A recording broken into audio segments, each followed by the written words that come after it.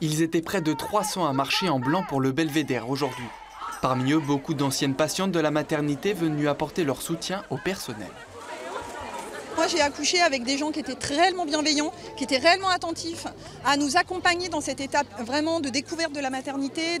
C'est quelque chose en tant que femme qui est une vraie révélation. Et on a eu ici un accueil qu'on ne trouve pas dans les autres établissements. Je suis née au Belvédère et ça a été visiblement pour ma maman une expérience extraordinaire. Et sûrement c'est pour ça que je suis devenue sage-femme.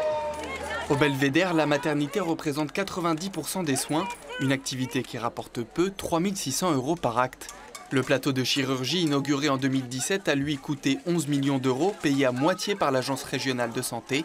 Un investissement pas encore rentabilisé, mais l'ARS préconisera déjà le licenciement de 21 sages-femmes sur 60 pour combler le déficit.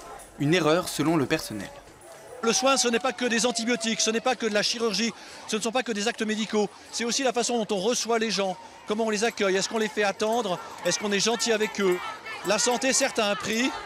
Mais ce prix est important pour accueillir toutes les patientes, les patients, les futures mamans. Le corps médical craint également à l'avenir une fusion avec le CHU de Rouen. Sur ce point, la ministre de la Santé a voulu rassurer. Aujourd'hui, il y a simplement un accompagnement pour une bonne répartition des tâches et des missions, mais plutôt un accompagnement du CHU. Le centre hospitalier du Belvédère restera ce qu'il est, c'est-à-dire un hôpital qui a toute sa place dans le territoire. Le personnel du Belvédère a demandé un rendez-vous avec la ministre et du temps pour revenir à l'équilibre.